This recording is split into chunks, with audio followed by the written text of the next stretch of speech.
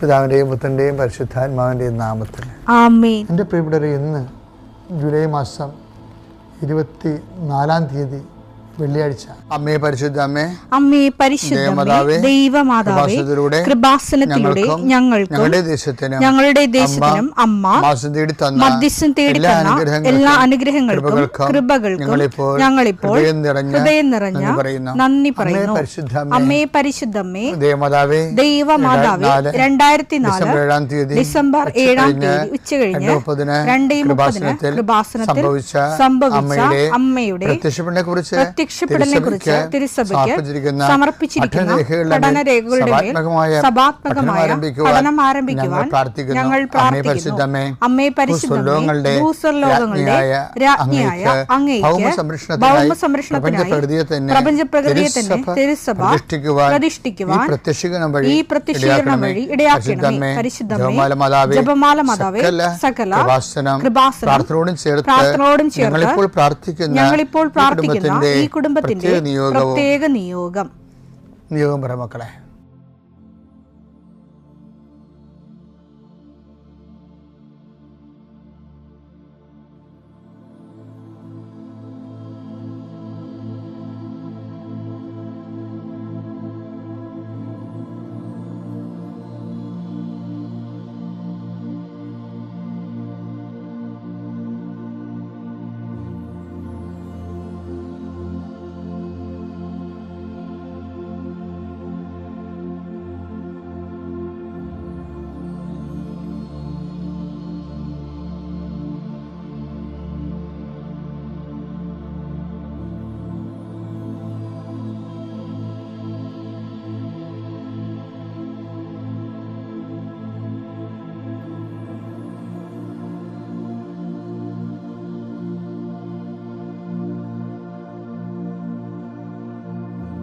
അമ്മയുടെ പ്രത്യക്ഷീകരണത്തിന്റെ ഈ അനുഗ്രഹവേളയിൽ ഞങ്ങൾക്ക് സാധിച്ചു തരുവാൻ കനിയണമേ. ആമേൻ. വിശ്വാസ പ്രമാണം. സർവശക്തനായ പിതാവും ആകാശത്തിന്റെയും ഭൂമിയുടെയും സൃഷ്ടാവുമായ ദൈവത്തിൽ ഞാൻ വിശ്വസിക്കുന്നു. അവിടുത്തെ ഏകപുത്രനും ഞങ്ങളുടെ കർത്താവുമായ ഈശോമിശിഹായിലും ഞാൻ വിശ്വസിക്കുന്നു. ഈ പുത്രൻ പരിശുദ്ധാത്മാവിനാൽ ഗർഭസ്ഥനായി കന്യകാമറിയത്തിൽ നിന്ന് പിറന്ന് പൊന്തിയോസ് പീലാത്തോസിന്റെ കാലത്ത് പീഡകൾ സഹിച്ച് കുരിശിൽ തറയ്ക്കപ്പെട്ട് മരിച്ച് അടക്കപ്പെട്ട് പാതാളങ്ങളിൽ ഇറങ്ങി മരിച്ചവരുടെ ഇടയിൽ നിന്ന് 3-ാം നാൾ ഉയർത്ത് സ്വർഗത്തിലേക്ക് എഴുന്നള്ളി സർവശക്തിയുള്ള പിതാവായ ദൈവത്തിന്റെ വലതുഭാഗത്തിരിക്കുന്നു.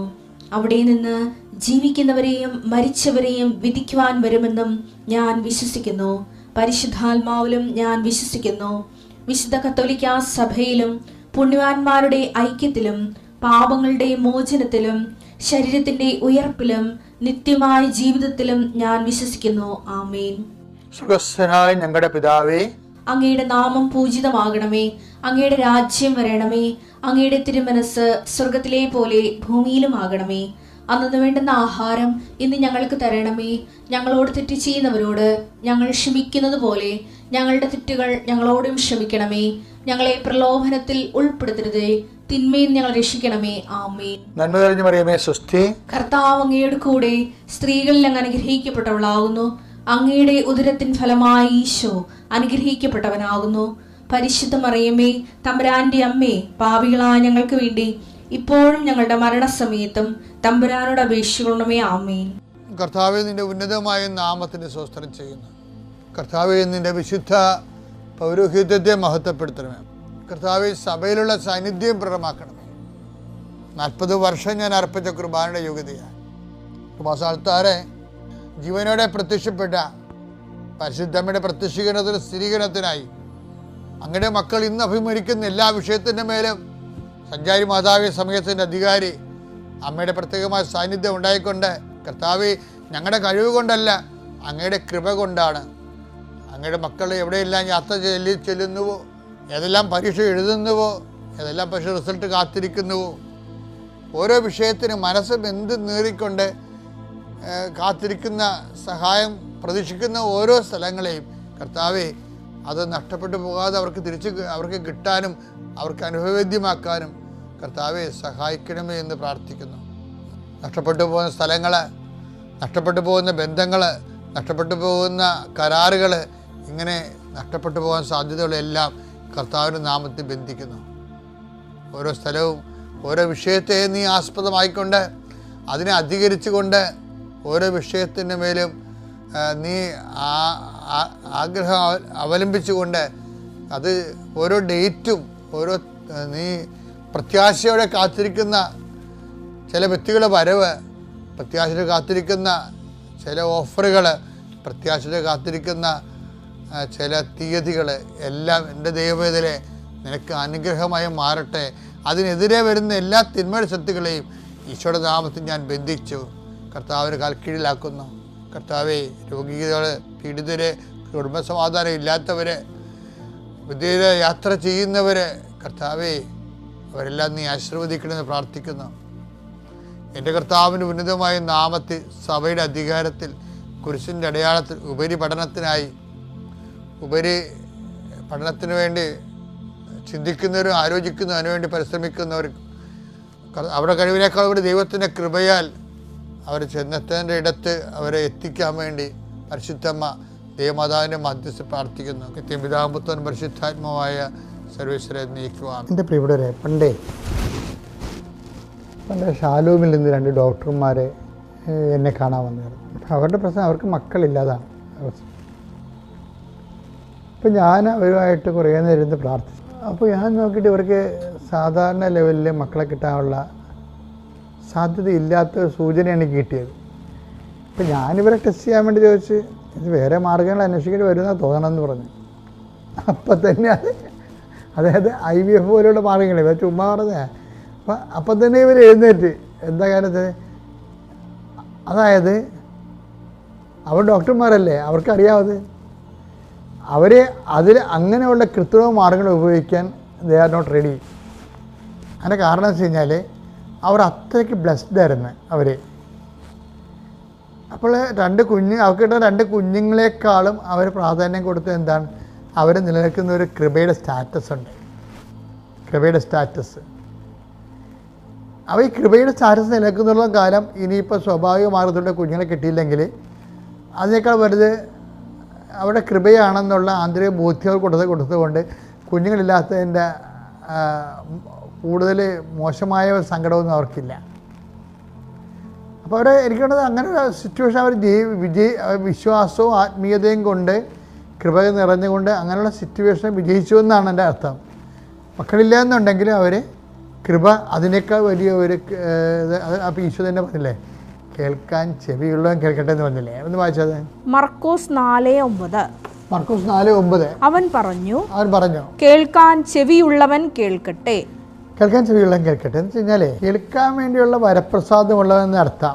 കേൾക്കാൻ കൃപയുള്ളവനെന്നാണ് പറയണത്. ആ വചനം ബൈബിൾ എന്നുകൊണ്ട് ഭയങ്കര രസമാണ്. ഇപ്പം നമ്മൾ കേൾക്കാൻ ചെവിയുള്ളതെന്ന് പറയുമ്പോൾ നിങ്ങളവർക്ക് എനിക്ക് 2 ചെവി ഉണ്ടല്ലോ, എനിക്ക് കേൾക്കുറവൊന്നുമില്ലല്ലോ, ഇങ്ങനെ അടിച്ചു നോക്കിയിട്ടുള്ള കാര്യമുണ്ട്. 2 ചെവി ഉണ്ട്. അതല്ല ഈശോ ഉദ്ദേശിക്കുന്നത്. കേൾക്കാൻ കൃപയുള്ളവൻ കേൾക്കട്ടെ.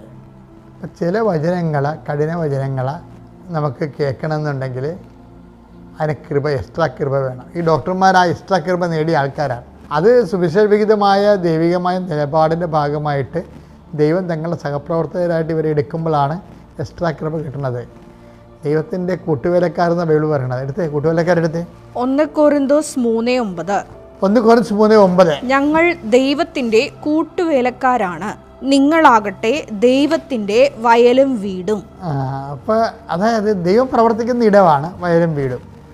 മറ്റതെന്താണ്, ആ വയലിൽ പ്രവർത്തിക്കുന്ന ദൈവത്തിൻ്റെ കൂടെ പ്രവർത്തിക്കുന്ന ആൾക്കാരാണ് ദൈവത്തിൻ്റെ കൂട്ടുവേലക്കാർ. ആ പ്രേക്ഷിതരെ ഉടമ്പടി എപ്പോഴും അന്വേഷിക്കുന്ന ഈ കൂട്ടുവേലക്കാരാണ്. കൂട്ടുവേലക്കാർക്ക് എന്താ പ്രശ്നം എന്ന് വെച്ച് കഴിഞ്ഞാൽ കേൾക്കാൻ ചെവിയുള്ളവൻ കേൾക്കട്ടെ എന്ന് വെച്ച് കഴിഞ്ഞാൽ ചില കഠിന വചനങ്ങൾ കേൾക്കാൻ കൃപയുള്ളവരാണ്. ആരാണ് ഈ കൂട്ടുവേലക്കാർ? അപ്പം നമ്മൾ മരിക്കണമെങ്കിൽ ഈ കൂട്ടുവേലക്കാരുടെ സെക്ഷനിലേക്ക് മാറണം കേട്ടോ. ചില കഠിന വചനങ്ങൾ, ഇപ്പം എനിക്ക് ഈ രോഗമാണ്, ഓക്കെ, ഞാനത് അക്സെപ്റ്റ് ചെയ്യുന്നു. എന്തായാലും ഞാൻ കർത്താവിൻ്റെ വചനം വിശ്വസിച്ചും ആ വചനം അനുസരിച്ച് കേൾക്കുക എന്ന് വെച്ചാൽ അനുസരിക്കുക എന്ന അർത്ഥം. ബൈബിളിൽ കേൾക്കുക എന്ന് വെച്ചിട്ടുണ്ടെങ്കിൽ ഈ സൗണ്ടിൻ്റെ ഇയർ ഡ്രമിൻ്റെ മെക്കാനിസത്തിലുള്ള കേൾവിയല്ല ഉദ്ദേശിക്കുന്നത്. കേൾക്കുക എന്ന് വെച്ചാൽ അനുസരിക്കുക എന്നാണ്. അനുസരിക്കാൻ ചെവിയുള്ളവൻ കൃപയുള്ളവൻ അനുസരിക്കട്ടെ എന്നാണ് ഈശോ പറയണത്. കേൾക്കാൻ ചെവിയുള്ളവൻ കേൾക്കട്ടെ എന്ന് വെച്ച് കഴിഞ്ഞാൽ ഈ വചനം കഠിനമാണ്, പക്ഷേ അനുസരിക്കാൻ കൃപയുള്ളവൻ അനുസരിക്കട്ടെ. അപ്പം കഠിന വചനങ്ങൾക്ക് എപ്പോഴും വേണ്ടത് കൃപയാണ്. യോഹന്നാൻ 6:60 ഇത് കേട്ട് അവന്റെ ശിഷ്യരിൽ പലരും പറഞ്ഞു, ഈ വചനം കഠിനമാണ്, ഇത് ശ്രവിക്കാൻ ആർക്ക് കഴിയും? അപ്പൊ മക്കളില്ലാത്ത വേറെ ഡോക്ടർമാർക്കുണ്ടായിരുന്നു, വേറെ ആൾക്കാരുണ്ടായിരുന്നു, ആർക്ക് കഴിയും? അവർ പോയി. ഇവർ പോകത്തില്ല. കാര്യം എന്താണ്? ഇവർ മക്കളേക്കാൾ വലുതാണ് അവർക്ക് കൃപ. അവർക്ക് കേൾക്കാനുള്ള കൃപയുണ്ട്, അനുസരിക്കാനുള്ള കൃപയുണ്ട്. അപ്പം അതുകൊണ്ടാണ് അവർ അവിടെ നിന്നത്. അപ്പോൾ അത് അങ്ങനെ നിൽക്കുന്നവരെയാണ് പറയണത് ദൈവത്തിൻ്റെ കൂട്ടുവേലക്കാരെന്ന് പറയണത്. എൻ്റെ മക്കളെ, ഈ ദൈവത്തിൻ്റെ കൂട്ടുവേലക്കാരാകാൻ വേണ്ടി പ്രാർത്ഥിക്കണം.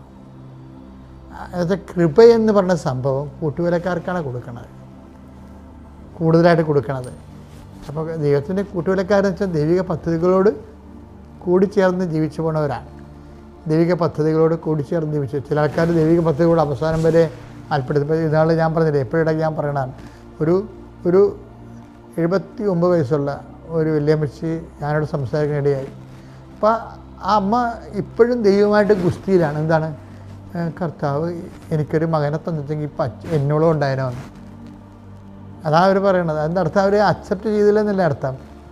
അങ്ങനെയുള്ളവർക്ക് കൂട്ടുവേലക്കാരാകാൻ പറ്റത്തില്ല. കാര്യം എന്താ കാര്യം? അല്ലെങ്കിൽ പഴയ ആൾക്കാർക്ക് കൂട്ടുവേലക്കാരാൻ വലിയ പാടാണ്. കാര്യം അവർക്ക് ദൈവവചനം അറിയത്തില്ല. അതാണ് പ്രശ്നം. ദൈവവചനത്തിലുള്ള പ്രൊവിഷൻസ് അറിയത്തില്ല. ഇന്നത്തെ പുതിയ തലമുറയ്ക്ക് വിശുദ്ധീകരിക്കാൻ എളുപ്പമാണ്.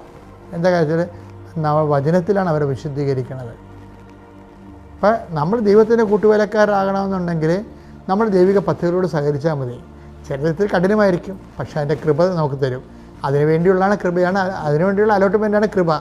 ആ വഴിക്ക് കിട്ടുമ്പോൾ ആ ഒരു കഠിനമായ പദ്ധതി ഏറ്റെടുക്കുമ്പോൾ കിട്ടുന്ന കൃപ കൊണ്ട് വഴയുന്നതിനെ ചീരുന്നതിനെ. അതാണ് ഒരു മെക്കാനിസം എന്ന് പറയുന്നത്. 90% പരിശുദ്ധാത്മാവാണ്.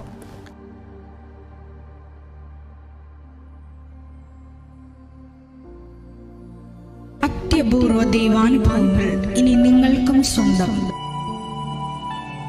ഈ യൂട്യൂബ് ചാനൽ ഇതുവരെ സബ്സ്ക്രൈബ് ചെയ്തിട്ടില്ലെങ്കിൽ ഇപ്പോൾ തന്നെ സബ്സ്ക്രൈബ് ചെയ്യുക.